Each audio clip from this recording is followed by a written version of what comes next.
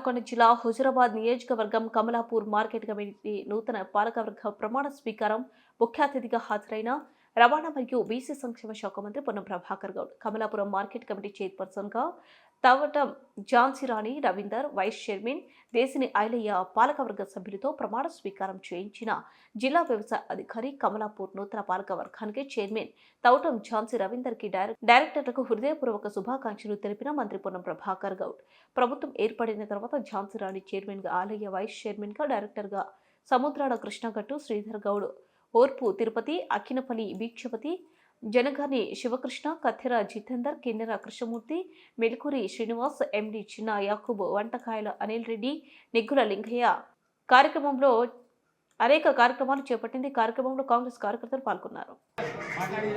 ఉపాధ్యక్షుడు దేశిని ఐలయ్య గారికి, కమిటీ సభ్యులకు, కమలాపూర్ మండల రైతులందరికీ కూడా పేరు పేరున హృదయపూర్వకంగా అభినందనలు, శుభాకాంక్షలు తెలియజేస్తా ఉన్నాను.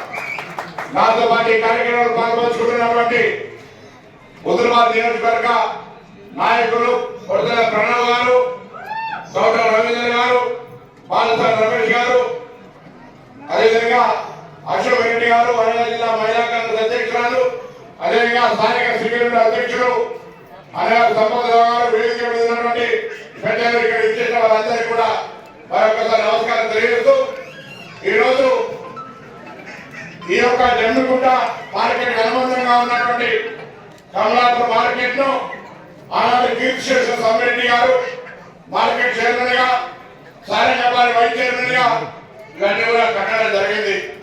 దాని తదుపరి కార్యక్రమంలో భాగంగా కమలాపూర్ బైఫర్కేట్ అయినా చాలా కాలంగా పాలకవర్గం లేకుండే ప్రభుత్వం ఏర్పడిన తర్వాత ఆ పాలకవర్గాన్ని నిర్మించాలని అందరినీ సంప్రదించి ఈరోజు ఝాన్సీ గారిని చైర్మన్ గా, ఐలయ్య గారిని వైస్ చైర్మన్ గా, మిగతా పాలకవర్గాన్ని పురాణ వారి సూచన మేరకు ఇక్కడ ఎంపిక చేయడం జరిగింది.